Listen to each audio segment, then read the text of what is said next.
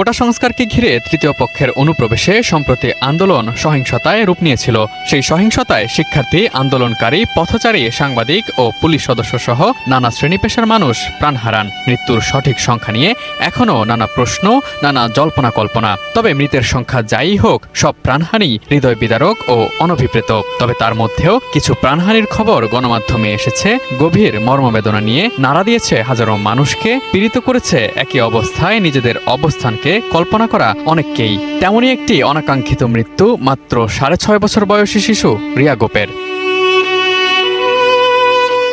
দেশের প্রথম সারির একটি দৈনিকে প্রকাশিত এক প্রতিবেদনে বাসার ছাদে খেলতে থাকা 6.5 বছর বয়সী শিশু রিয়া গোপের মাথায় গুলিবিদ্ধ হয়ে মারা যাওয়ার তথ্য তুলে ধরা হয়েছে। সেখানে বলা হয়, দুপুরের খাবার খেয়ে ছাদে খেলতে গিয়েছিল ছোট্ট এই মেয়েটি। তার কিছুক্ষণ পরেই রাস্তায় সংঘর্ষ বাধে। বাসার সামনে চেঁচামেচি শুনে বাবা ছাদে ছুটে যান মেয়েকে ঘরে ফিরিয়ে আনতে। মেয়েকে কোলে নিতেই নিষ্ঠুর এক বুলেট এসে বিদ্ধ হয় ছোট্ট রিয়ার মাথায়। মুহূর্তেই নিথর দেহটি ঢলে পড়ে বাবার কোলে।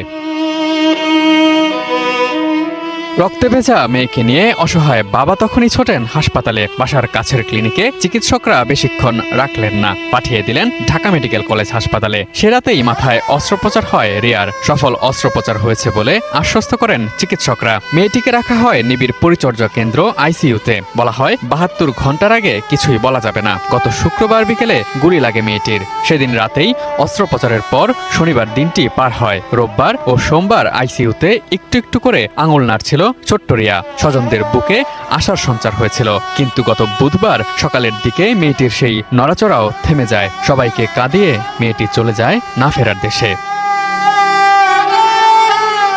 ডিজাইন, এলিগেন্স, বিউটি, সেরা পণ্য সবার জন্য জেভিকো। 6.5 বছর বয়সী মেয়েটির নাম রিয়া গোপ। মা বাবার সঙ্গে থাকতো নারায়ণগঞ্জ সদরের নয়মাটি এলাকায়। 4 তলা বাড়িটির উপরের তলায় থাকতো তারা। কোটা সংস্কারের দাবিতে আন্দোলনের রেশ নারায়ণগঞ্জেও ছড়িয়ে পড়েছিল।